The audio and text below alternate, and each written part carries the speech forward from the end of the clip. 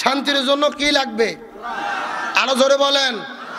এখন এই বাংলাদেশে আমরা কি যুদ্ধ করে কোরআন কায়েম করতে চাই? আমরা গণতান্ত্রিক এবং নিয়মতান্ত্রিক পদ্ধতিতে জনগণের সমর্থন নিয়ে যেহেতু 90% মুসলমান পার্লামেন্টে কোরআন কায়েম করতে চাই, কিন্তু অনেকের অন্তরে জ্বালা, এটা সহ্য করতে পারে না। কার বিরুদ্ধে আমি কি কথা বলবো? আমার বাড়ি হলো বগুড়া জেলা। বগুড়া জেলার এক নেতা আজকে বক্তব্য দিয়েছে যে আমার আসনে ম্যাডাম খালেদা জিয়া ভোটে দাঁড়িয়েছে, আর কেউ থাকতে পারবে না, দাড়ি পাল্লা হাত পাকা কোনো প্রার্থী কোনো প্রচার করতে পারবে না, শুধু আমরাই করব। কথা কি বুঝেছেন? আমার এলাকার ঘটনা। ওরা বলতেছে শুধু আমরাই, এখানে আর কেউ নাই। ভালো করে বোঝার চেষ্টা করেন। বেগম খালেদা জিয়াকে আপসীন দেশ নেত্রী বলা হয়। গণতন্ত্রের জন্য তেনার অনেক অবদান। আল্লাহ ওনাকে সুস্থ করুক, বলেন আমিন। শহীদ প্রেসিডেন্ট জিয়াউর রহমান এই দেশের সর্বপ্রথম বিসমিল্লাহ সন্নিবেশিত করেছে, সংবিধানে আল্লাহর প্রতি বিশাল আস্থা ঢুকিয়ে দিয়েছে, ভালো ভালো কাজ করেছে, ধর্মভিত্তিক রাজনীতির বৈধতা দিয়েছে। তার জন্য দোয়া করি আল্লাহ ওনাকে জান্নাতবাসী করুক, বলেন আমিন। কিন্তু ওই দলের নাম দিয়ে আজকে আপনি ইসলামের বিরুদ্ধে দাঁড়াবেন, কাউকে মাঠে নামতে দেবেন না, শুধু আপনারাই ফাঁকা মাঠে গোল দেবেন। এটা হলো শেখ হাসিনার তরিকা, এটা হলো স্বৈরাচারের তরিকা। আপনারাও মাঠে নামেন, আর একজনও মাঠে নামবে, সবাই মাঠে থাকবে। জনগণ যাদের সমর্থন করবে তারাই রাষ্ট্র পরিচালনা করবে। আমরা আর কোনো স্বৈরাচারকে দেখতে চাই না। আমার তো মনে বলে দলীয়গতভাবে ওই নেতার বিরুদ্ধে ব্যবস্থা নেওয়া দরকার। কারণ গণতন্ত্রের উত্তোলনের কথা বলে আমি একাই থাকবো, ফাঁকা মাঠে গোল দেবো, কেউ থাকবে না, এমন বক্তব্য কোনো রাজনৈতিক গণতান্ত্রিক দল সমর্থন করতে পারে না। জনগণ যদি কোরআনের পক্ষে রায় দেয়, কোরআন দিয়ে দেশ চলবে। যদি জাতীয়তাবাদের পক্ষে রায় দেয়, তারা দেশ চালাবে, আমাদের কোনো আপত্তি নেই। তবে একাই ফাঁকা মাঠে গোল দেবো, এই সুযোগ তৌহিদি জনতা আর দিতে রাজি নয়।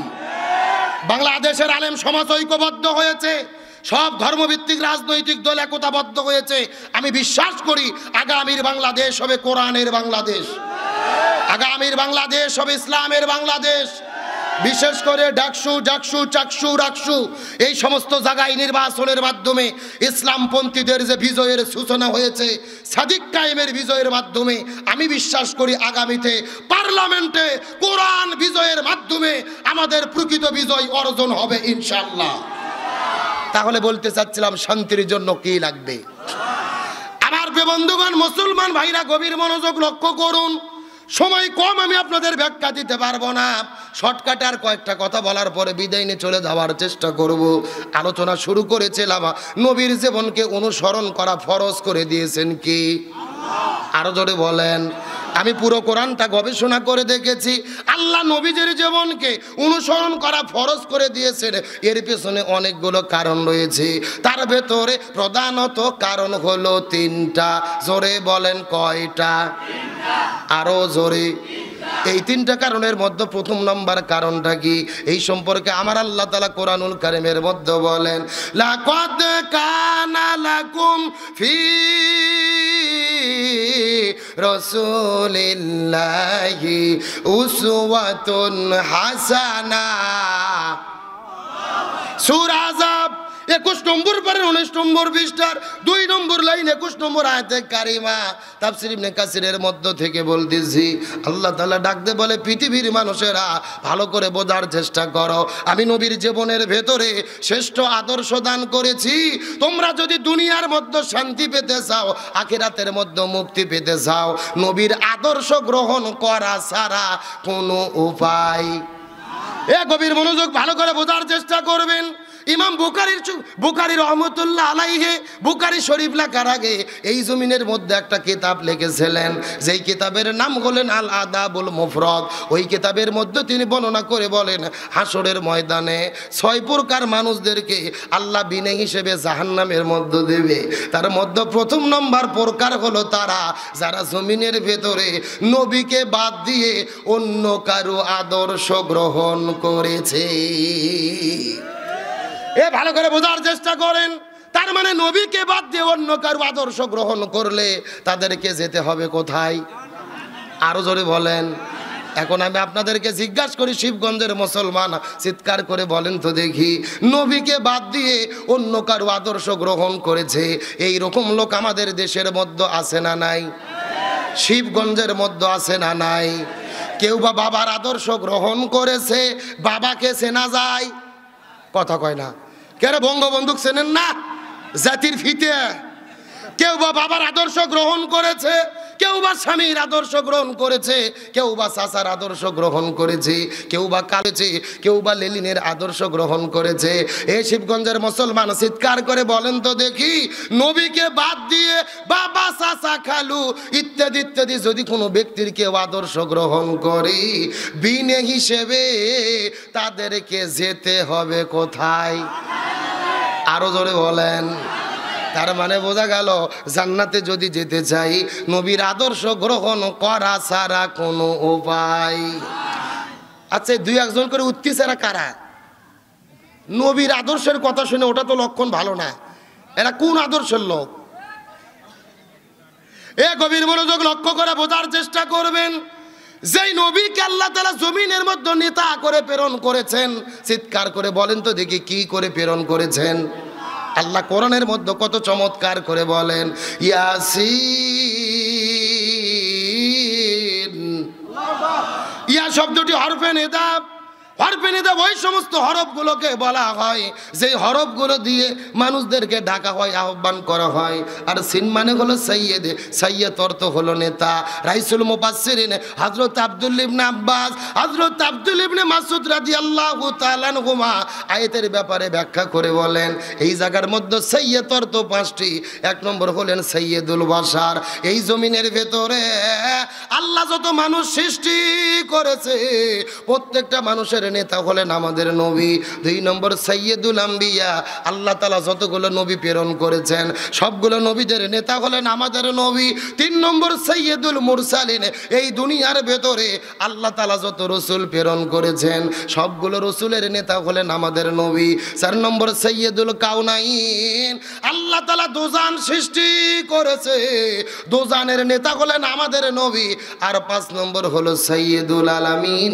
আল্লাহ যত জগৎ সৃষ্টি করেছে প্রত্যেকটা জগতের নেতা হলেন আমাদের নবী। জোরে বলেন আল্লাহু আকবার। আমাদের নবী সমস্ত মানুষের নেতা, সমস্ত নবীর নেতা, সমস্ত রসুলের নেতা, তামাম জাহানের নেতা, বিশ্ব জগতের নেতা। এখন আপনাদের প্রশ্ন করতে চাই, ওই নবীকে নেতা মানার দরকার আছে না নাই? এ গভীর মনোযোগ দিয়ে কথাগুলো বোঝার চেষ্টা করবেন। আমার নবীজিকে কেমন ভাবে নেতা মানবেন? ওই নবীজি হাদিস শরীফের মধ্যে কত চমৎকার করে বলেন, মান তাসাব্বা বিকওম ফাহুয়া মিনহুম। যার সঙ্গে যার মহাব্বত তার সঙ্গে তার কিয়ামত। যার সঙ্গে যার মহাব্বত তার সঙ্গে তার কিয়ামত। হাদিসের ব্যাখ্যায় মুহাদ্দিসগণ বর্ণনা করে বলেন, এই দুনিয়ার ভেতরে যে যে দল করবে ওই দলের সাথে তার হাসর নাসর হবে। তার মানে আওয়ামী লীগের হাসর হবে আওয়ামী লীগের সাথে, বিএনপির হাসর হবে বিএনপির সাথে, চরমোনাই পীরের মুরিদদের হাসর হবে চরমোনাই পীরের সাথে, আর জামাত ইসলামের হাসর হবে জামাত ইসলামের সাথে। এখন হয়তো আপনারা বলবেন, হুজুর দলিল দেন, দলিল ছাড়া কথা বলা যাবে না। সূরাটির নাম সূরা বনী ইসরাইল, আয়াত নম্বর হলো ৭১। আল্লাহ কত চমৎকার করে বলেন, ইয়াউমা নাদউ কুল্লা উনাসিম বিইমামিহিম। আল্লাহ তাআলা ডাকতে বলে, এ পৃথিবীর মানুষেরা, হাসরের ময়দানে কোনো মানুষ কিন্তু একা উঠবে না। প্রত্যেকটা মানুষের সামনে থাকবে তার নেতা। সামনে থাকবে কি? এই হাসরের ময়দানে আমি একা থাকবো না, আপনিও একা থাকবেন না। আজকের প্রধান অতিথি একা থাকবে না, সভাপতি একা থাকবে না, প্রত্যেকের সামনে কিন্তু থাকবে তার নেতা। আয়াতটা যদি ভালো করে বোঝার চেষ্টা করেন, লক্ষ্য করেন, ওই হাসরের ময়দানে লক্ষ্য করে দেখা যাবে এই দুনিয়ার ভেতরে আওয়ামী লীগ নামক দল যারা করেছে, হাসরের ময়দানে দেখা যাবে তাদের সামনে প্রথম দাঁড়িয়ে যাবে বঙ্গবন্ধু শেখ মুজিবুর রহমান, তারপরে দাঁড়িয়ে যাবে 16 বছরের স্বৈরাচার কাঁঠাল রানী হাসিনা। এ জোরে বলেন। এরপরে ওবায়দুল কাদের, তারপরে অন্যান্য নেতা কর্মী, এই দেশের মধ্যে বিএনপি নামক দল যেই ভাইয়েরা করে, হাসরের ময়দানে লক্ষ্য করে দেখা যাবে তাদের সামনে প্রথম দাঁড়িয়ে যাবে শহীদ প্রেসিডেন্ট জিয়াউর রহমান, তারপরে ম্যাডাম খালেদা জিয়া, তারেক জিয়া, মির্জা ফখরুল ইসলাম আলমগীর, অন্যান্য নেতাকর্মীরা, এই দেশের মধ্যে যারা চরমোনাই পীরের মুরিদ হয়েছে, হাসরের ময়দানে লক্ষ্য করে দেখা যাবে তাদের সামনে প্রথম দাঁড়িয়ে যাবে মরহুম পীর সাহেব হুজুর, তারপরে মুফতি ফয়জুল করিম, মুফতি রেজাউল করিম, তারপরে অন্যান্য মুরিদেরা। এই দেশের মধ্যে জামাত ইসলাম নামক দল যারা করে, হাসরের ময়দানে দেখা যাবে তাদের সামনে প্রথম দাঁড়িয়ে যাবে এই দলের প্রতিষ্ঠাতা আল্লামা সৈয়দ আবুল আলা মওদুদী রহিমাহুল্লাহ, তারপরে মাওলানা মতিউর রহমান নিজামী, অধ্যাপক গোলাম আজম, তারপরে দাঁড়িয়ে যাবে কোরআনের ফাঁকি শহীদ আল্লামা দেলোয়ার হোসাইন সাইদি, এরপর আমিরা জামাত ডাক্তার শফিকুর রহমান, তারপরে অন্যান্য নেতা, তারপরে কর্মীরা। আল্লাহর কোরআনের বক্তব্য, হাসরের ময়দানে প্রত্যেকটা মানুষের সামনে থাকবে তার নেতা। এই শিবগঞ্জের মুসলমান আয়াতটা জীবনের সঙ্গে মিল করেন। এখন আপনি এই দুনিয়ার ভেতরে এমন নেতার পেছনে আপনি ঘুরেছেন যেই নেতাগুলো জনগণের চাল ডাল গম চুরি করে খায়, রাস্তা করার দায়িত্ব পাইলে রড বালু সিমেন্ট চুরি করে খায়, ব্রিজ করার দায়িত্ব পাইলে রডের বদলে বাঁশ ঢুকে দেয়, দেশের টাকা চুরি করে বিদেশের মধ্যে নিয়ে যায়, CNG stand, bus stand, tempo stand দখল করে চাঁদাবাজি করে, এমন নেতার পেছনে যদি আপনি ঘুরে থাকেন, আল্লাহর কোরআন বলতেছে তাহলে আপনারা ধরা খাইয়ে বসে আছেন। এ কথা বলেন, কথা বলেন। এ নেতা মানা দুনিয়ার কোনো বিষয় নয়। এই দুনিয়াতে আপনি যাকে নেতা মানবেন, হাসরের ময়দানে আপনি তাকে সামনে পাবেন। এখন ওই হাসরের ময়দানে দাড়ি টুপিওয়ালা রসুলের আদর্শ গ্রহণ করা আলেমদেরকে সামনে চান, নাকি সুদখোর, ঘুষখোর, সিটার, বাটপার, CNG stand, tempo stand, bus stand দখলকারী চাঁদাবাজিদেরকে সামনে দেখতে চান? বাড়িতে যাওয়ার পরে বিছানাতে শুয়ে বইয়ের সাথে চিন্তা ভাবনা করে ভালো করে বুঝে শুনে সিদ্ধান্ত নেবেন। কতক্ষণ লাগা না না, আমাকে কমিটি হাতে লাঠি দেয়নি যে আপনাদের পিটাইয়া আমি ওয়াজ বুঝাবো না। আমার দায়িত্ব কোরআনের বক্তব্য দেওয়া, মানা না মানা আপনাদের ব্যাপার। তাহলে হাসরের ময়দানে সবার সামনে থাকবে কে? এ জোরে বলেন কে? এখন কোন নেতার পেছনে দেশত ঘুরতেছেন? গত 16 বছর আওয়ামী লীগ করলো, হাসিনার পুজো করলো, এমন নেত্রীর পেছনে ঘুরলো রে, পলে চলে গেল লন্ডনে, দিল্লিতে, কর্মীদের একটা বার পর্যন্ত বলে গেল না। তাহলে যেই নেতা নেত্রী দুনিয়াতে খবর নেয়নি, হাসরের ময়দানে খবর নেবে? রাবেয়া বসরি, হাসিনা বলবে আমার কোনো দলই ছিল না। কথা কর না কা? এখন আবার বলতেছি আমি সীমান্তের কাছে আছি, যে কোনো সময় শর্ট করে ঢুকে পড়তে পারি। আমরা বলতেছি ম্যাডাম আসেন, এটা তো আপনার বাবার দেশ, আপনি আসেন, আপনি শর্ট করে ঢুকবেন, আর আমরা আপনাকে ফট করে আয়না ঘরে ঢুকে দেব। জোরে বলেন কি ঘর? বুবু বাইশো শর্ট করিয়া আয়না ঘরটা তোমার জন্য রাখছি গো সাজাইয়া, রিসিপশনে বইসাই আছি জুতোর মালা লইয়া, বুবু বাইশো শর্ট করিয়া আয়না ঘরটা তোমার জন্য রাখছি গো সাজাইয়া। এই আল্লাহর কোরআন বলেছে কুতিবা আলাইকুমুল কিসাস, জীবনের পরিবর্তে জীবন, হাতের পরিবর্তে হাত, পায়ের পরিবর্তে পা, চোখের পরিবর্তে চোখ। এই আয়াতের ডিজিটাল তাফসির হলো আয়না ঘরের পরিবর্তে আয়না ঘর। ও বুবু আইবা, তুমি আইবা গো, এইবার আইসা বুবু ক্ষমতা পাইবা না। যারা ঠিক বলবে না মনে করবেন ভেজাল আছে। এ জোরে বলেন ঠিক। বুবু আইবা, তুমি আইবা গো, এইবার আইসা বুবু ক্ষমতা পাইবা না। খোঁজ নেই বুবু কাদের কাকার, অবস্থা খারাপ দরবেশ বাবার, হাউন আঙ্কেল এখন সামনে আসে না। নেতা কর্মী সব জেলের ভেতর, বুবু আছে ডরের উপর, কখন জানি আসে গ্রেফতারি পরোয়ানা। বুবু আইবা, তুমি আইবা গো, এইবার আইসা বুবু সিয়ার পাইবা না। এ কথা বলেন ঠিক কিনা? আলোচনা কি চলবে? কারা কারা চলবে দুটি হাত আল্লাহকে তুলে দেখান। লিল্লাহে তাকবীর। আজকের মাহফিল চলছে চলবে, সাফাইয়ের মাহফিল, পিটালি তোলার মাহফিল কতক্ষণ চলবে? সারা রাত। খেরে ডেকে হুজুর মারা আওয়াজ নাকি? আমার ভাইরা ঘড়ির কাটায় 12টা বেজে গেছে, আর মিনিট 15 টাইম কি দেওয়া যাবে? আরো 1 ঘন্টা? না না, এতক্ষণ সময় আমি নেব না। আমার প্রধান অতিথি বড় ভাই সারাদিন গণসংযোগ করে এসে উপস্থিত হয়েছেন, উনিও চলে যাবেন। আর 15 মিনিট টাইম কি দেওয়া যাবে? জোরে বলেন, দেওয়া যাবে? আলোচনা চলছে, তবে কোনো ওটা উটি করা যাবে? আচ্ছা, যে পিছনে দাঁড়িয়ে আছে ওরা কারা? ওরা কারা? কোথা থেকে এলো? জি, বসে গেছে, আলহামদুলিল্লাহ বলেন। তাহলে আমার কথা, মেসেজটা ভালো করে বোঝার চেষ্টা করেন। আখিরাত ভালো করার জন্য এই দুনিয়াতে ভালো নেতার পেছনে ঘোরার দরকার আছে না নাই? এখন আপনাদের মনে প্রশ্ন জাগতে পারে, হুজুর রসুল তো 1450 বছর আগে চলে গেছে, আমরা ওই নবীকে কেমনে নেতা মানবো? প্রশ্ন আছে না নাই? একেবারে সোজা কথা। রসুলের সুন্নাত টুপি যেই নেতার মাথার মধ্যে আছে, রসুলের সুন্নাত দাড়ি যেই নেতার মুখের ভেতরে আছে, রসুল যেই আদর্শ বাস্তবায়নের আন্দোলন করেছে, ওই আদর্শ বাস্তবায়নের আন্দোলন যেই নেতা করে, ওই নেতাকেই আপনাদের নেতা মানতে হবে। কথা কি ক্লিয়ার না ভেজাল আছে? আর যদি সাদাবাজদের নেতা মানেন, বিপদ আছে না নাই? গতকালকে দেখলাম গাজীপুর শ্রীপুরে এক নেতা সন্ত্রাসী করে, সাদাবাজি করে যৌথ বাহিনী ধরতে গেছে। ও বিপদের ঠেলায় ছাদের উপরে চড়িয়ে একেবারে পানির ট্যাঙ্কির ভেতরে ঢুকেছে। দেখছেন না? একেবারে পানির ট্যাঙ্কের মধ্যে ঢুকে ডুব পাচ্ছিছে। সেনাবাহিনী যে ওখান থেকে টানে উঠাইছে, দেশীয় অস্ত্র, বিদেশি অস্ত্র, বিভিন্ন অপকর্ম সন্ত্রাসী করেছে, অপকর্ম করেছে। সেনাবাহিনী তাকে গ্রেপ্তার করেছে, মাথায় টুপি, মুখের মধ্যে দাড়ি। অনেকেই চিন্তা করেছে, দেখি তো কোনোভাবে এটা ইসলামী দলকে দোষ দেওয়া যায় কিনা। কথা কন না কে?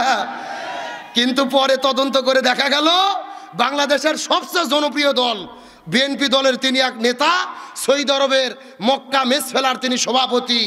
আজকে তার মুখে দাড়ি, তার মাথায় টুপি। ইসলামী দলের যদি কোনো কর্মী হতো, এতক্ষণ পুরো মিডিয়া তোলপাড় হয়ে যেত। জালেমদের কাজে এটা। অথচ মাথায় টুপি, মুখে দাড়ি দেখলেই জিবরাইলের খালাতো ভাই ভাববেন না। ওখানে অনেকে মাথায় টুপি, মুখে দাড়ি দেয় নির্বাচনের আগে। দেখবেন অনেক নেতাই আছে সারা বছর নামাজ পড়ে না, ভোটের আগে নামাজ, আসর নামাজ পড়ে 5 বার, মাথায় টুপি, মুখের মধ্যে দাড়ি, আবার এসে বলে মদিনার সনদে দেশ চালাতে চাই। আর আমরা আলেমেরা যখন কোরআনের আইন চাই, বলে আমরা ধর্ম ব্যবসা করি। আমরা ধর্ম ব্যবসা করি না। নির্বাচনের আগে যারা মাথায় টুপি দেয়, মুখের মধ্যে দাড়ি রাখে, ভালো ভালো কথা বলে, নির্বাচন চলে গেলে পাঞ্জাবি ছাড়ে, টুপি ছাড়ে, আর নামাজ পড়া ছেড়ে দেয়, এরাই বড় ধর্ম ব্যবসায়ী। আমরা ধর্ম ব্যবসা করি না, আমরা ধর্মীয় রাজনীতি করি। আমরা ধর্মের নীতি বাস্তবায়নের আন্দোলন করি। আমরা সারা বছর টুপি পরি, ভোটের আগেও টুপি পরি। সারা বছর নামাজ পড়ি, ভোটের আগেও নামাজ পড়ি। সারা বছর ভালো কথা বলি, ভোটের আগেও ভালো কথা বলি। তাহলে যদি ওই রকম নেতার পেছনে ঘোরেন, ওই নেতারও ঠেলা পড়তে হবে, কর্মীদেরও বিপদের মধ্যে পড়তে। তাহলে ভালো নেতার পেছনে ঘোরার দরকার আছে না নাই? আমার বন্ধুগণ, মুসলমান ভাইরা গভীর মনোযোগ লক্ষ্য করুন। তাহলে নবীজির জীবনকে অনুসরণ করা আল্লাহ তাআলা ফরজ করে দিলেন 3টা কারণে। জোরে বলেন কয়টা? তার মধ্যে প্রথম নাম্বার কারণ হলো নবী হলেন শ্রেষ্ঠ আদর্শ। 2 নাম্বার কারণটা কি? এই সম্পর্কে আমার আল্লাহ তাআলা কোরআনুল কারীমের মধ্যে বলেন, ওয়া ইন্নাকা লাআলা খুলুকিন আযীম। সূরা কলম 29 নম্বর পারা 3 নম্বর পৃষ্ঠার 12 নম্বর লাইন 4 নম্বর আয়াতে কারিমা। তাফসীর ইবনে কাসিরের মধ্য থেকে বলতেছি, আল্লাহ তাআলা ডাক দেয় বলে, পৃথিবীর মানুষেরা ভালো করে বোঝার চেষ্টা করো। হযরত আদম আলাইহিস সালাম থেকে শুরু করে ঈসা রুহুল্লাহ পর্যন্ত যত নবী রাসূল দুনিয়ার মধ্যে এসেছে, আমি কোন নবী রাসূলের ব্যাপারে চরিত্রের সার্টিফিকেট দেই নাই, কিন্তু আমার নবীর ক্ষেত্রে বলে দিলাম, ওয়া ইন্নাকা লাআলা খুলুকিন আযীম। আমি নবীর জীবনের ভেতরে শ্রেষ্ঠ চরিত্র দান করেছি। কিছু কিছু সাহাবীরা যাওয়ার পর আম্মাজান মায়েশা সিদ্দিকার কাছে জিজ্ঞাসা করলেন, আম্মাজান মায়েশা সিদ্দিকা আপনি বলেন তো দেখি নবীজির চরিত্রটা কেমন ছিল। আম্মাজান ডাক দিয়ে বলেন, এই পৃথিবীর মানুষেরা তোমরা কি কোরআন পড়ো নাই? সাহাবীরা বলে, হ্যাঁ আমরা কোরআন পড়েছি। এমন সময় আম্মাজান বলেছেন, তাহলে তোমরা ভালোভাবে জেনে নাও পবিত্র কোরআন ছিল যেমন আমার নবীজির চরিত্রটা ছিল তেমন। একেবারে পবিত্র কোরআন যা আমার নবীজির জীবনের প্র্যাকটিক্যাল লাইফটা। জোরে বলেন সুবহানাল্লাহ। আমার বন্ধুগণ, মুসলমান ভাইরা গভীর মনোযোগ লক্ষ্য করুন। তাহলে নবীজির জীবনের মধ্যে আল্লাহ তিনটি স্পেশাল গুণ দিয়েছেন। 1 নম্বর শ্রেষ্ঠ চরিত্র, 2 নম্বর 1 নম্বর শ্রেষ্ঠ আদর্শ, 2 নম্বর শ্রেষ্ঠ চরিত্র। 3 নম্বর গুণটা কি আমি আপনাদেরকে অবশ্যই বলবো, তবে এখন যদি অনুমতি দেন মহিলাদের জন্য 2 মিনিট কিছু বলবো। বলার দরকার আছে না নাই? কথাগুলো সুন্দর করে বোঝার চেষ্টা করবেন। আমার নবীজি ওই মেরাজের রজনীতে সর্বপ্রথম চলে গেলেন জান্নাতটা পরিভ্রমণ করার জন্য। নবী জান্নাতটা পরিভ্রমণ করার পরে আস্তে করে যখন জাহান্নামের মধ্যে চলে গেছে, ওই জাহান্নামের মধ্যে যাবার পরে লক্ষ্য করে দেখে হাজার হাজার মহিলাদেরকে আগুন দিয়ে দাউ দাউ দাউ দাউ দাউ দাউ করে জ্বালানো হচ্ছে। এই মহিলাগুলো চিৎকার করে চেঁচামেচি করতেছে, আর মহিলাদের ওপরে কিছু কাকগুলো বসে বসে ওই মহিলাদের মাথার মগজগুলো ঠুকুরে ঠুকুরে খাচ্ছে। এই দৃশ্য দেখার পরে নবীজির মনটা বড় খারাপ হয়ে গেলেন। জিবরাইলকে জিজ্ঞেস করে বলেন, হে ভাই জিবরাইল, এই সমস্ত মহিলাগুলো কারা? এই সমস্ত মহিলাদের পরিচয় তোমার কাছে জানতে চাই। জিবরাইল বলে, ইয়া রাসূলুল্লাহ, মনের মধ্যে কষ্ট নেবেন না, এইমাত্র আল্লাহ তাআলা আমাকে জানাই দিয়েছে আপনার উম্মতের ভেতরে অধিকাংশ মহিলারা জাহান্নামে যাবে। অধিকাংশ মহিলাগুলো যাবে কোথায়? নবীজির মনটা বড় খারাপ হয়ে গেলেন। জিবরাইলকে জিজ্ঞেস করে বলেন, হে ভাই জিবরাইল, অধিকাংশ মহিলা জাহান্নামের মধ্যে কেন যাবে তার কারণ তোমার কাছে জানতে চাই। জিবরাইল ডাক দিয়ে বলে, ইয়া রাসূলুল্লাহ, অধিকাংশ মহিলা জাহান্নামের মধ্যে চলে যাবে, এর পেছনে অনেকগুলো কারণ রয়েছে। তার ভেতরে প্রধানত কারণ হলো 2টা। জোরে বলেন কয়টা? আরো জোরে। কোন 2টা কারণে অধিকাংশ মহিলারা জাহান্নামে যাবে জানার দরকার আছে না নাই? আপনাদের দরকার না থাকলেও মহিলাদের দরকার। এ মা বোনদেরকে এই জায়গায় আটকায় রাখলাম। তবে এখন আমি চলে যেতে চাই আপনাদের আলোচনার ভেতরে। আল্লাহ তাআলা নবীজির জীবন অনুসরণ করা ফরজ করে দেন। প্রথম নাম্বার কারণ হলো নবীর জীবনের মধ্যে শ্রেষ্ঠ আদর্শ। 2 নম্বর কারণ হলেন নবীর জীবনের মধ্যে আল্লাহ তাআলা শ্রেষ্ঠ চরিত্র দান করেছেন। 3 নম্বর কারণটা কি এই সম্পর্কে আমার আল্লাহ তাআলা কোরআনুল কারীমের মধ্যে বলেন, ওয়ামা আরসালনাকা ইল্লা রাহমাতাল লিল আলামিন। সূরা আম্বিয়া 17 নম্বর পারার 13 নম্বর পৃষ্ঠার 6 নম্বর লাইন 107 নম্বর আয়াতে কারিমা। তাফসীরে ফি জিলালিল কোরআন আল্লামা সৈয়দ কুতুব শহীদ রাহমাতুল্লাহ আলাইহি তার কিতাবের মধ্যে বর্ণনা করে বলেন, আল্লাহ রাব্বুল আলামিন বলেছেন, এই পৃথিবীর মানুষেরা ভালো করে বোঝার চেষ্টা করো। আসমান বলো, জমিন বলো, গ্রহ বলো, নক্ষত্র বলো, জ্যোতিষ্ক মণ্ডলী বলো, নিহারিকা বলো, আমি আল্লাহ তাআলা মহাবিশ্বের ভিতরে যতগুলো জগৎ সৃষ্টি করেছি প্রত্যেকটা জগতের রহমত স্বরূপ আমি আমার নবীকে প্রেরণ করেছি। যতটুকু জায়গার রব হলেন আমার আল্লাহ, ততটুকু জায়গার রহমত হলেন মুহাম্মাদুর রাসূলুল্লাহ। জোরে বলেন না সুবহানাল্লাহ। যতটুকু জায়গার রব হলেন আমার আল্লাহ, ততটুকু জায়গার রহমত মুহাম্মাদুর রাসূলুল্লাহ। সকলে বলেন সাল্লাল্লাহু। আমার বন্ধুগণ, মুসলমান ভাইরা গভীর মনোযোগ। এতক্ষণ পর্যন্ত আপনাদের আলোচনা করেছি, যেই মেসেজটা দেওয়ার জন্য শেষ কথাটা ভালো করে বোঝার চেষ্টা করবেন। আল্লাহ তাআলা নবীজিকে দুনিয়ার ভেতরে এতিম করে প্রেরণ করেছেন। যত বড় এতিম দুনিয়ার ভেতরে আর কেউ ছিল? কথাগুলো ভালো করে বোঝার চেষ্টা করবেন। আমার নবীজির উপাধি হলেন হাবিবুল্লাহ। ইব্রাহিম নবীর উপাধি হলেন খলিলুল্লাহ। খলিলুল্লাহ তাদেরকে বলা হয় যে আল্লাহকে ভালোবাসে, আর হাবিবুল্লাহ তাদেরকে বলা হয় যাকে আল্লাহ নিজেই ভালোবাসে। আমার নবীজিকে আল্লাহ তাআলা নিজেই ভালোবাসেন।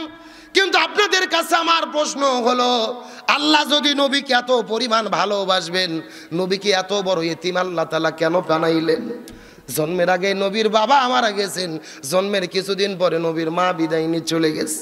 নবী চলে গেলেন তার চাচার কাছে, দাদার কাছে, দাদা আবু তালিব বিদায় নিয়ে চলে গেলেন। নবী চলে গেলেন তার চাচার কাছে, চাচা দুনিয়ার মধ্য থেকে বিদায় নিয়ে চলে গেলেন। নবীর মতো এত বড় ইতিম এই দুনিয়ার মধ্যে কেউ ছিল? শিশুকালে মইরা গেছে মা, গর্ভে থাকতে মরছে পিতা, নবী চোখে দেখিলেন না। আমায় কে করিবে লালন পালন, কে দিবে সান্ত্বনা? এই দুনিয়ার বড় ইতিম নবী ছিলেন একজনা। আমার নবীজিকে আল্লাহ পৃথিবীর সবচাইতে বড় ইতিম বানাইলেন। এর পিছনে কারণটা কি? এই ব্যাপারে তাফসীর কারকগণ তাদের তাফসীরের মধ্যে চমৎকার করে বলে। আবার আল্লাহ তাআলা বলেছেন, লাকাদ কানা লাকুম ফি রাসূলিল্লাহি উসওয়াতুন হাসানা। নবীর জীবনের মধ্যে আমি দিয়েছি শ্রেষ্ঠ আদর্শ। আল্লাহ নবীর জীবনের মধ্যে সবার জন্য আদর্শ রেখেছেন। আল্লাহ যদি নবীকে ইতিম না বানাইতেন, এই দুনিয়ার মধ্যে যারা ইতিম হতো নবীর কাছে যাওয়ার পরে জিজ্ঞেস করে বলতো, ইয়া রাসূলুল্লাহ, আপনি তো ইতিমের কষ্ট বুঝবেন না, আমরাই তো ইতিম, কিন্তু আপনি তো ইতিম না, ইতিমের দুঃখ বেদনা কষ্ট আপনি বুঝতে পারবেন না। কোন ইতিমি যেন গিয়ে নবীকে এই কথা বলতে না পারে, আর আমার নবী যেন ইতিমদের জন্য আদর্শ হতে পারে রে। এই জন্য আমার আল্লাহ নবীজিকে এই দুনিয়ার ভেতরে ইতিম করে প্রেরণ করেছে। এ শিবগঞ্জের মুসলমান গভীর মনোযোগ লক্ষ্য করুন। এতক্ষণ পর্যন্ত আনন্দ করে করে মজা করে করে অনেক আলোচনা আপনাদের মধ্যে শোনাইছি, তবে শেষ 5টা মিনিট কথা বলবো।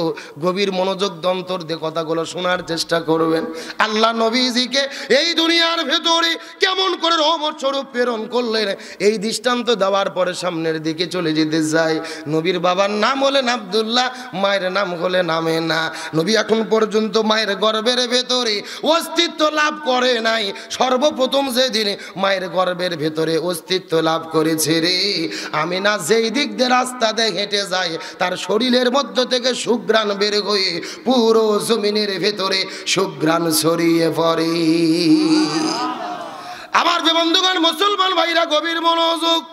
ওই সময় মক্কার রীতি এবং নীতি ছিল, যেই মহিলাটার স্বামী মারা যাবে সে শরীরের মধ্যে সুঘ্রাণ ব্যবহার করতে পারবে না। কিন্তু আমিনার শরীরের মধ্য থেকে যখন সুঘ্রাণ বের হলো, ওই মক্কার মানুষেরা দল বেঁধে মিছিল করতে করতে নবীজির দাদা আব্দুল মুত্তালিবের কাছে চলে গেলেন। যাওয়ার পরে ডাকতে বলে, নেতা, আপনি তো সমাজের হর্তা কর্তা, অথচ আপনার পুত্রবধূ এই সমাজের রীতিনীতি মানতেছে না, শরীরের ভেতরে সুগন্ধি ব্যবহার করে।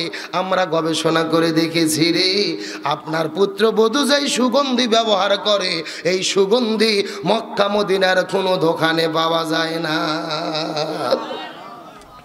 আব্দুল মুত্তালিব স্ত্রীকে সঙ্গে করে নেওয়ার পরে আমিনার কাছে চলে গেলেন। আমিনা, এ মা, পুত্র বধূরে, তুই কি আমাদের নাক কান গলাগুলোকে কেটে ফেলবি নাকি? আমরা হলাম মক্কার সর্দার, এই দেশের রীতিনীতির বিরুদ্ধে কেন তুই কাজ করলি? কেন রে মা তুই সুগন্ধি ব্যবহার করলি? তার পেছনে কারণ জানতে চাই। আমিনা ডাকতে বলে, বাবা, মিথ্যা কথা বলবো না, কসম করে বলি, আমার গর্ভের ভেতরে কয়েকদিন আগে একটা সন্তানের অস্তিত্ব লাভ হয়ে গেছে। সেই ঘটনা ঘটার পরে আমি কিছু আশ্চর্যজনক তাজ্জব ঘটনা দেখতে পাচ্ছি। আমার গর্ভের ভেতরে একদিন হঠাৎ করে রাতের বেলা একটা সন্তানের যখন অস্তিত্ব লাভ হয়ে গেল, আমি লক্ষ্য করে দেখি ঘরের দরজা জানালাগুলো আমাকে সালাম বলা শুরু করে দিয়েছি। আমার ঘরের ধুলাবালি কোনাগুলো আমাকে সালাম বলা শুরু করে দিয়েছি। এমনকি গভীর রজনীতে আল্লাহর পক্ষ থেকে 12 জন রসুল আসার পরে আমাকে ঘরের মধ্যে আহলান সাহলান বলে সালাম জানাইয়া দিয়েছে। এই জায়গার মধ্যে শেষ নয় বাবা, ওই জান্নাতের ভেতর থেকে 3 জন মহিষী নারী জান্নাতের মালা নিয়ে আমার ঘরে আগমন করেছে। 3 জন জান্নাতি মহিষী নারী আমার ঘরের মধ্যে আগমন করেছেন। 1 নম্বর হলেন ইমরাতু ফিরাউন, ফিরাউনের স্ত্রী আসিয়া আলাইহিস সালাম। 2 নম্বর উম্মে ঈসা, ঈসা আলাইহিস সালামের মা মরিয়ম আলাইহিস সালাম। আর 3 নম্বর উক্তে মুসা, মুসা আলাইহিস সালামের বোন কুলসুম আলাইহিস সালাম। এই 3 জন মহিষী নারী জান্নাতের মালা নিয়ে ঘরের মধ্যে আগমন করার পরে ডাকতে বলে, আমিনা রে, তুই কোন সাধারণ মহিলা নয়, তোর গর্ভের ভেতরে যেই সন্তানটা আগমন করেছে তিনি হবেন আখিরি জামানার পয়গম্বর। আমার বন্ধুগণ, মুসলমান ভাইরা গভীর মনোযোগ লক্ষ্য করুন। নবীজির মা আমেনা ডাক দেয়া বলেন, এই দুনিয়ার ভেতরে আমি আমার সন্তানকে যখন প্রসব করেছি বিন্দু মাত্র কোনো কষ্ট বুঝতে পারি নাই। এই দুনিয়ার ভেতরে সবচাইতে কষ্টের কাম হলো সন্তান প্রসব করা। আপনিও কষ্ট বুঝবেন না, আমিও বুঝবো না, আমার স্ত্রী বোঝে সন্তান কষ্টের কি, সন্তান জন্মে দানের কি বেদনা। আপনার মা জানে, আমার মা জানে সন্তান প্রসবের কি বেদনা। এই দুনিয়ার চিকিৎসা বিজ্ঞানী গুণ বলেছেন, এই দুনিয়াতে সন্তান প্রসবের মতো এত যন্ত্রণা কোনো কাম নাই। আর সন্তান গর্ভের ভেতরে আসার পরে 6 মাস যখন বয়স পার হয়ে যায়, 7 মাস যখন বয়সের মধ্যে সন্তান হয়ে যায়, ওই সন্তানের মাথা থাকে কিন্তু নিচের দিকে, পা থাকে ওপরের দিকে। 7 মাস যখন বয়স শুরু হয়ে যায়, ওই পাগুলো মায়ের কলিজা বরাবর ঠেকে যায়। আপনার সন্তানের মাথা থাকে নিচের দিকে, পা থাকে ওপরের দিকে, কলিজা বরাবর। ওই পাতে প্রতিদিন মায়ের কলিজার মধ্যে লাথি মারতে থাকে। রাতের বেলা লাথি দেয়, দিনের বেলা লাথি দেয়। আপনিও ঘুমান, আমিও ঘুমাই। আপনার স্ত্রী ঘুমাতে পারে না, আমার স্ত্রী ঘুমাতে পারে না, মা ঘুমাতে পারে না। ওই সন্তান কলিজার মধ্যে বারবার আঘাত মারতে থাকে। এই দুনিয়ার চিকিৎসা বিজ্ঞানী গুণ বলে আমাদের মাথাগুলো ফেল পড়ে যায়। এই দুনিয়ার ভেতরে সুস্থ কোন মানুষের কলিজার মধ্যে যদি সামান্য আঘাত করা হতো, ওই মার দুনিয়ার মধ্যে বেঁচে থাকা কখনোই সম্ভব ছিল না রে। কিন্তু আমাদের পরীক্ষা ফেলে হয়ে যায় যেই সন্তান মায়ের গর্ভের ভেতরে এই 3-4 মাসের ভেতরে 1 নয় 2 নয় 3000 বার থেকে 3500 বার পর্যন্ত ওই সন্তান মায়ের কলিজার মধ্যে ধাক্কা মারতে থাকে, লাথি মারতে থাকে। আর যেই সন্তান মায়ের কলিজার ভেতরে যত বেশি লাথি মারে, ওই মায়ের সাথে সন্তানের সম্পর্ক মোহাব্বত আল্লাহ তাআলা আরো তত বৃদ্ধি করে দেয়। লিল্লাহি তাকবীর। এসবের মুসলমান গভীর মনোযোগ বোঝার চেষ্টা করবেন। এই দুনিয়ার মধ্যে সবচাইতে কষ্টের কাম হলো সন্তান গর্ভে ধারণ করে সেই সন্তানকে জমিনের মধ্যে প্রসব করা। সন্তান যখন প্রসব হয়ে যায়, মায়ের জরায়ুর মধ্য থেকে বড় বড় 3টা ভেদ করতে হয়। 3টা বড় বড় পর্দা ভেদ করে ওই সন্তান দুনিয়ার মধ্যে আগমন করে। প্রসবের যখন সময় হয়ে যায়, সন্তানের মাথা থাকে নিচের দিকে, পা থাকে ওপরের দিকে। ওই সন্তান কিন্তু বের হয়ে আসার জন্য, দুনিয়ার আলো দেখার জন্য যুদ্ধ শুরু করে দেয়। মায়ের গর্ভের মধ্য থেকে বের হয়ে আসার জন্য চেষ্টা করে। যখন বের হয়ে আসার চেষ্টা করে, পাগুলো কিন্তু কলিজা বরাবর লেগে যায়। ওই কলিজার একেবারে পা লেগে থাকে। আর মাথাটা জরায়ুর দিক থেকে, পিছন দিক থেকে বের হয়ে আসার চেষ্টা করে। বারবার কলিজায় ধাক্কা মারে।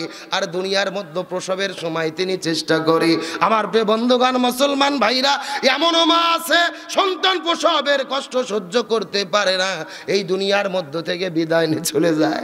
আর 90% মহিলারা সন্তান প্রসবের সময় বেদনা সহ্য করতে না পারে অনেকে অজ্ঞান হয়ে পড়ে যায়, অনেকে সেন্সলেস হয়ে পড়ে যায়। কিন্তু ডাক্তাররা বলে এই যে মা সন্তান প্রসবের সময় অজ্ঞান হয়ে পড়ে গেলেন, ওই সন্তান দুনিয়ার মধ্যে আসার পরে যখন মা মা বলে কান্না করে, ওই সন্তানকে উঠায়া মায়ের বুকে লাগিয়ে দেওয়ার সাথে সাথে মনে হয় মৃত মাকে আল্লাহ আবার পরিপূর্ণ জীবিত করে দেয়।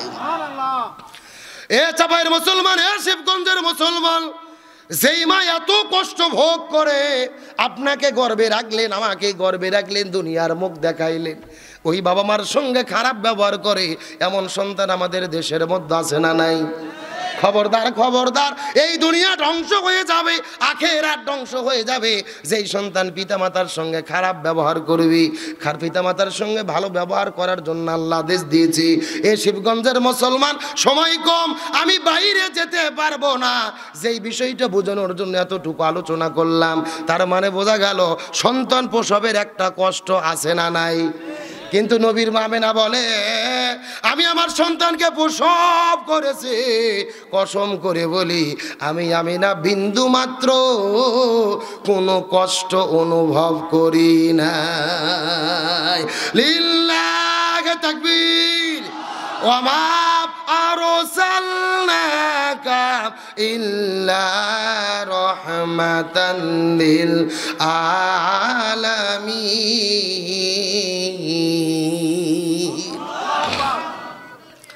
এ শিবগঞ্জের মুসলমান গভীর মনোযোগ লক্ষ্য করুন। আল্লাহ নবীজিকে রহমত স্বরূপ প্রেরণ করলেন, কিন্তু নবীজির বাবা গেল, মা গেল, দাদা গেলেন, দাদি গেলেন। নবী হলেন দুনিয়ার মধ্যে সবচাইতে বড় ঈদ। কিন্তু নবীর চাচা আবু তালেব নবীকে বাড়িতে থাকার মতো জায়গা দিলেন, খাবার দিলেন, খাদ্য দিলেন, শরীরের মধ্যে পোশাক দিলেন। নবীজির শরীরের ভেতরে লালন পালন করার সব দায়িত্ব আবু তালিব বুঝে নিলেন। আবু তালিব নবীকে লালন পালন করা শুরু করে দিলেন, বাড়িতে থাকার জায়গা দিলেন, খাবার দিলেন, সন্তানের মতো লালন পালন করলেন। কিন্তু আপনাদের জিজ্ঞাসা করি, বলেন তো আবু তালিব কি জান্নাতে যেতে পারবে? আরো জোরে বলেন, কেন পারবে না? আজকের ওয়াজের মেইন টপিক এবং মেইন মেসেজ। আবু তালিব নবীকে বাড়িতে থাকতে দিলেন, খাইতে দিলেন, জায়গা দিলেন, সন্তানের মতো কোলে পিঠা করে মানুষ করলেন। অথচ আবু তালিব কেন জান্নাতে যেতে পারবে না? জানার দরকার আছে না নাই? আপনাদের কি কষ্ট হচ্ছে? রাগ করতেছেন? তবে বাংলাদেশে অনেকেই গুজব ছড়াচ্ছে, জাগামিত ইসলাম যদি ক্ষমতায় যায়, কোরআনের আইন যদি বাংলাদেশে পাশ হয়, একজনেরও হাত থাকবে না, সবার হাত কাটা হবে। সবার কি করা হবে? মানে আল্লাহর কোরআনে হুকুম আছে, যদি কেউ চুরি করে, ছেলে হোক অথবা মেয়ে হোক, তাদের হাত কেটে দিতে হবে। কার কথা? কিন্তু এই আয়াতের সঠিক ব্যাখ্যা কোনো নেতাও বলে না, কোনো হুজুরও বলে না। ভালো করে বোঝেন, ইসলামী রাষ্ট্র যদি কায়েম হয়, কারো হাত থাকবে না, সবার হাত কাটা হবে। এই সমালোচনা গুজবের জবাব দেওয়ার দরকার আছে না নাই? এই আয়াতের সঠিক ফতুয়া কি ভালো করে বোঝেন। চুরি হলো দুই প্রকার, জোরে বলেন কয় প্রকার? একটা হলো অভাব, আর একটা হলো স্বভাব। ভালো করে বোঝেন। আপনাদের শিবগঞ্জে আলু চুরি করে, বেগুন মরিচ চুরি করে, এরকম দুই চারটে ছেঁচড়া চোর নাই? আচ্ছা বলেন তো, এই চোরেরা কি অভাবে চুরি করে না স্বভাবে? না, এদের কোনো স্বভাব না, অভাব। বাড়িতে খাবার নাই, চাল নাই, ডাল নাই, বাজার করবে টাকা নাই, এই জন্য চুরি করে। আল্লাহর কোরআন বলতেছে না, অভাবে যারা চুরি করে এদের হাত কাটা যাবে না। এদের সর্বপ্রথম 5টা বিষয়ের গ্যারান্টি দিতে হবে। খাদ্য, বস্ত্র, বাসস্থান, শিক্ষা, চিকিৎসা, এই 5টা বিষয়ের নিরাপত্তা দেওয়ার পরে যদি চুরি করে তখন হাত কাটা হবে। আচ্ছা বলেন তো, আপনাদের শিবগঞ্জের চোরদেরকে যদি 3 সন্ধ্যা ভালো খাবার দেওয়া হয়, ভালো বাড়ি দেওয়া হয়, ভালো পোশাক দেওয়া হয়, ওরা চুরি করবে? মাথার টুপি দিয়ে জিবরাইল সাজে ঘুরবে। কথা কন না গা? সুতরাং আপনাদের এলাকার ছেঁচড়া চোরের কোনো টেনশন নাই। ইসলাম যদি ক্ষমতায় যায়, এদের 5টা বিষয়ের নিরাপত্তা দেবে, এদের কোনো টেনশন। কিন্তু আপনাদের কাছে আমার প্রশ্ন, এসি ঘরের মধ্যে বসে থাকে কলমের ঘুতো মারিয়ে কোটি টাকা যারা চুরি করে, এরা কি অভাবে চুরি করে না স্বভাবে? এদের কোনো অভাব নাই, ব্যাংকে কোটি কোটি টাকা আছে, 4-5টা গাড়ি আছে, বিদেশে বেগম পাড়া আছে, তারপরেও তারা কলমের খোসা দিয়ে কোটি কোটি টাকা চুরি করে। এরা স্বভাবে চুরি করে। আল্লাহর কোরআন বলতেছে, যেই সচিবারা সচিবালয়ে বসে থেকে এইরকম চুরি করে, সর্বপ্রথম সচিবদের হাত কাটা পড়বে। আর বাংলাদেশের এক সচিবকে ধরে বাইতুল মুকাররমের উত্তর পাশে প্রকাশ্য দেবালকে জুমন নামাজের পরে যদি আল্লাহ আকবার বলে বিসমিল্লাহ বলে হাত কাটা হয়, আর সব টেলিভিশনে সম্প্রচার করে দেখানো হয় এক সচিবের হাত কাটলে বাংলাদেশের 30 লক্ষ সরকারি চাকরিজীবীরা এমনিতেই তওবা করে ভালো হতে বাধ্য হবে। তাহলে সর্বপ্রথম হাত কাটা পড়বে সচিবের, সর্বপ্রথম হাত কাটা পড়বে আপনাদের ইউনিয়ন পরিষদের চেয়ারম্যানের। কথা কন না গা? কি সুন্দর দেখবেন, কি সাইজ। কুরবানির দিনে গোস্ত বন্টন করে দাড়ি পাল্লা দিয়ে মাপ দেয়। কি দেয়? হুজুর বলতেছে, হুজুর দাড়ি পাল্লা দিয়ে 3 ভাগ করেন, মোস্তাব পদ্ধতি। এক ভাগ আমি কুরবানির গোস্ত খাবো, এক ভাগ গরিব দুঃখীদের দেবো, এক ভাগ আত্মীয় স্বজনক দেবো। কি সুন্দর দাড়ি পাল্লাতে বন্টন করে দেয়। আবার ওই মেম্বার, ওই চেয়ারম্যান, ওই কমিশনার, ওই মেয়র যখন গরিব দুঃখীদের চাল ডাল গম বন্টন করতে যায় তখন দাড়ি পাল্লা বাদ দিয়ে ভাঙ্গা বালতি নিয়ে দৌড়ই। কথা কন লেখে নিচ্ছে 20 কেজি, দিচ্ছে 12 শের। এরকম আল্লাহর ওলি আছে না নাই? তার মানে বোঝা গেল এই এলাকার ছেঁচড়া চোরের আগে হাত কাটা পড়বে না, আগে হাত কাটা পড়বে এলাকার চেয়ারম্যানের। এক চেয়ারম্যানের হাত কাটলে সব চেয়ারম্যান ভালো। আর বাংলাদেশের 300 জন এমপির ভেতরে এক এমপিকে ধরে প্রকাশ্য দিবালোকে চুরি করলে যদি হাত কাটা যায়, বাকি এমপিরা এমনিতেই তওবা করে ভালো হতে বাধ্য হবে। এই যে আমার বাম পাশে বসে আছেন আপনাদের সম্মানিত প্রিয় প্রার্থী, আমাদের প্রিয় বড় ভাই, আল্লাহ তাআলা তাকে সম্মানিত করুক, বলেন আমিন। যদি সংসদে যায় আর যদি চুরি করে আগে কার হাত কাটা পড়বে? তাহলে প্রথম টেনশন এমপির, তারপরে সচিবের।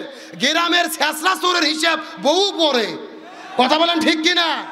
এখন প্রশ্ন করি, আপনারা হজ উমরা করতে তো 2-1 জন গেছেন, সৌদি আরবে যাননি? আচ্ছা, সৌদি আরবে যাইয়ে কি কোনো হাত কাটা লোক দেখেছেন? আমি প্রতি বছর যাই, একবারও দেখিনি। আমি একবার জিজ্ঞেস করলাম, কে ভাই সৌদি আরব তো হাত কাটার আইন আছে, তো হাত কাটা লোক নাই কেন?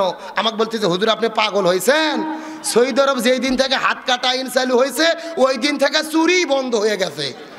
তার মানে বোঝা গেল, হাসার জন্য বলিনি, যখন থেকে হাত কাটার আইন পাশ হবে হাত কাটা লাগবে না, ওই দেশে কোনো চুরি থাকবে না। তার মানে আল্লাহর কোরআন কারু হাত কাটতে চায় না, আল্লাহর কোরআন চুরি বন্ধ করতে চায়। আল্লাহর কোরআন কাউকে পাথর মেরে হত্যা করতে চায় না।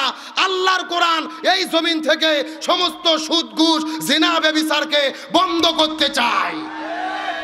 ওই কোরআন দিয়ে বাংলাদেশ চলুক আমরা কি চাই? ওই কোরআনের শাসন চলুক আমরা কি চাই?